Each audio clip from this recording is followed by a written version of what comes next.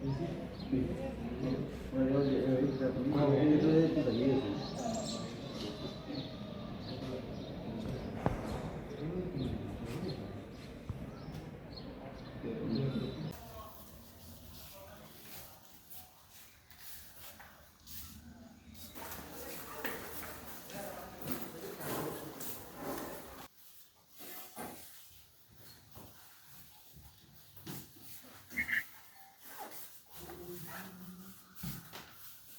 মহাবিদ্যালয়ৰ সন্মানীয় উপাধ্যক্ষ মহোদয়, ইহু মহাবিদ্যালয়ৰ সহকৰ্মী কৰ্মচাৰীসকল, আমাৰ মৰমৰ ডক্টৰ অতনু নাথৰ এই যি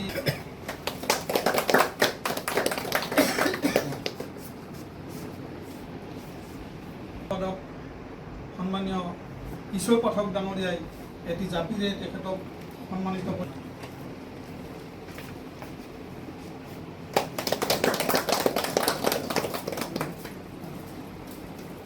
সহায়ক শ্ৰী নিতুল বৰ্মন ডাঙৰীয়াই ডক্টৰ অতনু নাথ ডাঙৰীয়ালৈ এখনি কিতাপেৰে সম্বৰ্ধনা জনাব।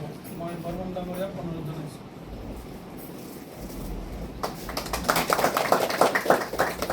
জনাইছোঁ লগতে সাংবাদিক বন্ধুসকল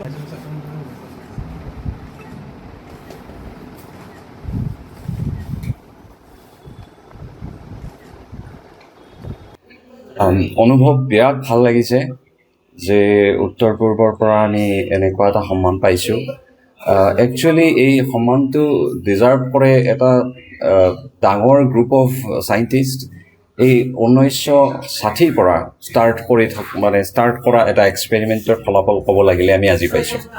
চ' 1960 চনত চাৰ্ণ মানে এই জেনেভা যে চিটি আছে তাৰে ওচৰত চাৰ্ণ বুলি পৃথিৱীৰ চবতকৈ ডাঙৰ এটা এক্সপেৰিমেণ্ট তাতে চলি আছে বহুত দিনৰ পৰা, ডেকেডছ একচুৱেলি। চ' 1960 চনত তাতে মিউন বুলি এটা ফাণ্ডামেণ্টেল পাৰ্টিকল, মানে কণা এটাৰ ইলেক্ট্ৰনৰ নিচিনা এটা পাৰ্টিকল, কিন্তু ইলেক্ট্ৰনতকৈ অলপ হেভি আৰু ক'ব পাৰি, ইলেক্ট্ৰনৰ হেভিয়াৰ কাজিন বুলি কোৱা হয়।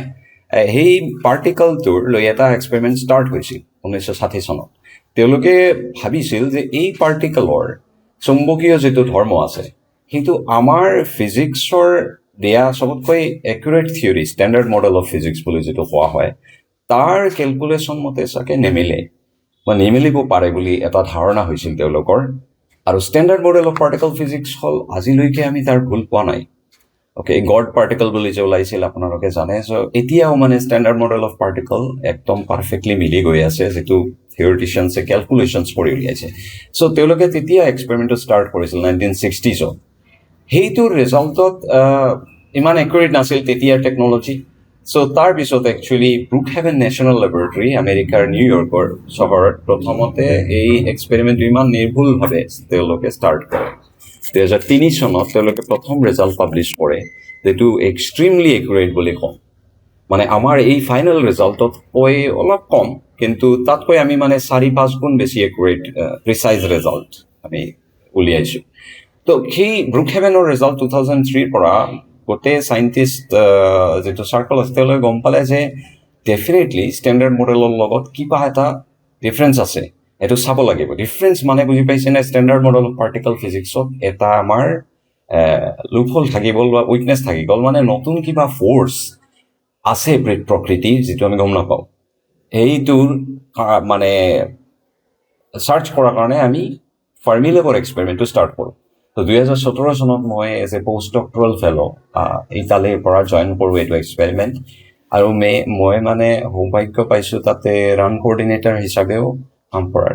ৰান কৰ্ডিনেটাৰ মানে ডেইলি এক্সপেৰিমেণ্টটো কেনেকুৱা চলিব, আপুনি অল ইঞ্জিনিয়াৰ্ছ, অল চাইণ্টিষ্টৰ লগত বহি ৰাতিপুৱা ঠিক কৰিব লাগে যে এক্সপেৰিমেণ্টটো গোটেই দিন কেনেকুৱা চলিব, এভৰিথিং লিড কৰিব লাগে। চ' সেইটো হিচাপে মই ষ্টাৰ্ট কৰিছোঁ আৰু বাকী ইটালীৰ লেজাৰ লেবৰেটৰীৰ ইনচাৰ্জ হিচাপে কাম কৰিছোঁ। ইহু মহাবিদ্যালয়ৰ পদাৰ্থ বিজ্ঞান বিভাগৰ সহকাৰী অধ্যাপক ডক্টৰ অতনু কুমাৰ নাথ ডাঙৰীয়াই ব্ৰেক থ্ৰু প্ৰাইজ 2026ৰ বাবে যি সন্মান লাভ কৰিলে, এই সন্মান সমগ্ৰ বিশ্বৰ কাৰণে বৰ গুৰুত্বপূৰ্ণ। ইয়াৰ যোগেদিয়ে অতনু নাথে টিহু মহাবিদ্যালয়লৈকে বা টিহু অঞ্চললৈকে নৰ্থ ইষ্ট ৰিজনৰ আটাই সকলোৰেলৈকে এক বিশেষ গৌৰৱ কঢ়িয়াই আনিলে। ইয়াৰ দ্বাৰাই বিজ্ঞান জগতখনত নিশ্চয় নতুন এক দিশ উন্মোচিত হ'ব। নতুন প্ৰজন্মই নিশ্চয় উৎসাহিত হৈ কাম কৰিবলৈ আগবাঢ়ি যাব। নলবাৰী জিলাৰ সীমামূৰীয়াত থকা এই গাঁও প্ৰধান মহাবিদ্যালয়খনত যথেষ্ট সংখ্যক ছাত্ৰ ছাত্ৰীয়ে অধ্যয়ন কৰি আছে।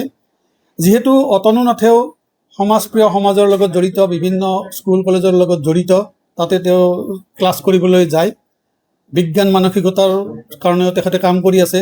গতিকে মই ভাবিছোঁ এই পুৰস্কাৰৰ যোগেদি আমাৰ নতুন প্ৰজন্মই উৎসাহিত হৈ টিহু মহাবিদ্যালয়ৰ ছাত্ৰ ছাত্ৰী উৎসাহিত হৈ এই জগতখন আৰু আগুৱাই লৈ যাব।